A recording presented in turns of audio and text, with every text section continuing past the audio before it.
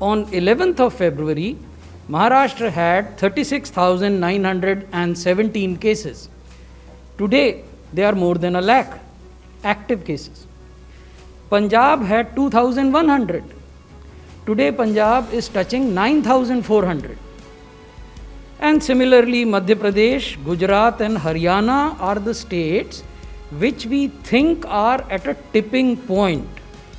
They have still yet to decline into a surge.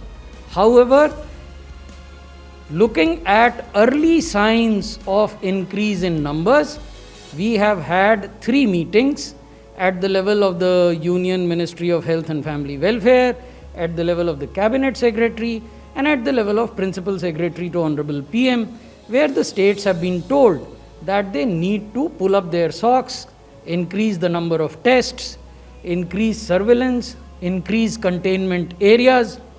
Basically, whatever we have been doing so far, so it is more of the same, but more of the same in a more efficient manner.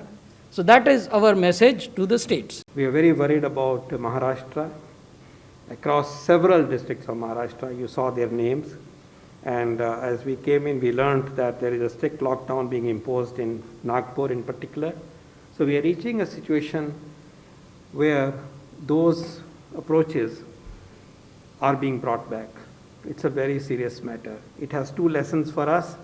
One, don't take the virus for granted.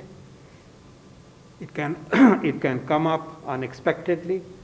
It can come up when its own dynamics, part of which we don't know, favor the virus. And it also tells us that if we have to remain free of this virus with time, it is very important that all our armamentarium, COVID appropriate behavior, containment strategy, readiness from the health system point of view, our facilities, and so on and so forth, as well as vaccination today, has to be brought into facing this pandemic and the virus in full ballast.